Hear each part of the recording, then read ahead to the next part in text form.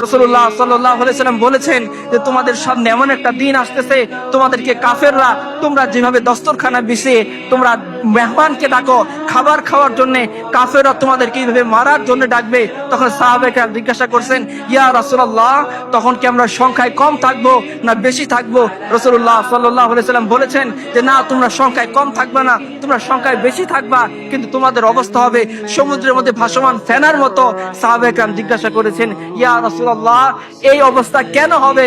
বলছে তোমরা দুনিয়াকে আঁকড়ে ধরে থাকবা, মৃত্যুকে ভুলে যাবা, তোমরা কৃষিকাজের ভিতরে লিপ্ত হবা, তোমরা জিহাদকে ছেড়ে দিবা। আজকে আমরা দুনিয়াকে এত বেশি পছন্দ করি, কখনো মরতে চাই না।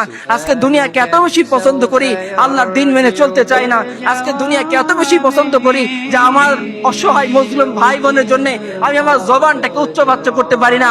আমি এমন অবস্থায় আমার জীবন যাপন করি, আমার পরিবারের জন্য খাবার মজুদ আছে, আমার সংসারের জন্য খাবার মজুদ আছে, আমার বাচ্চার দুধ মজুদ আছে, কিন্তু যে সমস্ত অসহায় মুসলিম ভাই বোনেরা মাসের পর মাস, বছরের পর বছর নিজেদেরকে আল্লাহ সুবহানাহু ওয়া তাআলার সামনে দাঁড় করিয়ে শাহাদাতের নজরানা পেশ করতেছেন, যারা সে শিয়াবে আবু তালিবের মতো হাড্ডিসার হয়ে মারা যাচ্ছেন, যে সমস্ত উম্মার মায়েরা তার বাচ্চাকে ঘাসের স্যুপ খাইয়ে ঘুমানোর জন্য পিরাপিরি করতেছেন, যে সমস্ত বোনেরা তার লজ্জা নিবারণের জন্য বালু ধুলা দিয়ে নিজের শরীরকে ঢেকে নিচ্ছেন, এবং কি ঘুমানোর আগে পর্যন্ত তারা বোরখা পরে ঘুমাচ্ছেন, না জানি কখন দুশ্মনের বোমের আঘাত তার বাসার উপরে এসে পড়ে, তিনি মৃত্যুবরণ করেন, আর তার সাংবাদিক ছবি তোলার জন্য তার সতর উন্মুক্ত হয়ে যায়। এই দৃশ্য থেকে বাঁচার জন্য যিনি ঘুমের মধ্যেও বোরকা পরিধান করে ঘুমাচ্ছেন, সে সমস্ত সম্মানিত মুসলমানদের বোনদের সামনে দাঁড়িয়ে আমরা বলতে পারিনি যে তুমি যে এতদিন প্রত্যাশা করতেছিলা সালাউদ্দিন আইয়ুবের জন্য, তুমি যে প্রত্যাশা করতেছিলা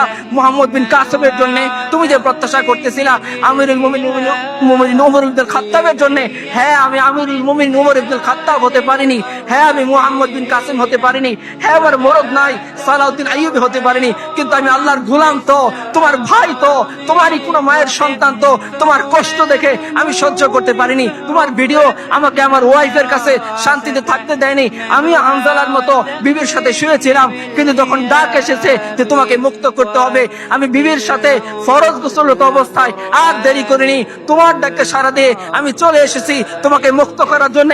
আমার কাছে কিছুই ছিল না, কিন্তু তোমাদেরই নেতা ইয়াহইয়া সিনওয়ার রাহমাতুল্লাহি আলাইহি শিখিয়ে গিয়েছেন যে জালিমের সাথে মোকাবেলা করার জন্য ট্যাঙ্কের দরকার নাই, জালিমের সাথে মোকাবেলা করার জন্য মিসাইল পাওয়ারের দরকার নাই, জালিমের সাথে মোকাবেলা করার জন্য আমাদের মার্কাবা ট্যাঙ্কের দরকার নাই। ইয়াহইয়া সিনওয়ার সে লাঠিটাকে কুড়িয়ে আমি তোমাকে বাঁচানোর জন্য তোমার কাছে চলে আসছি।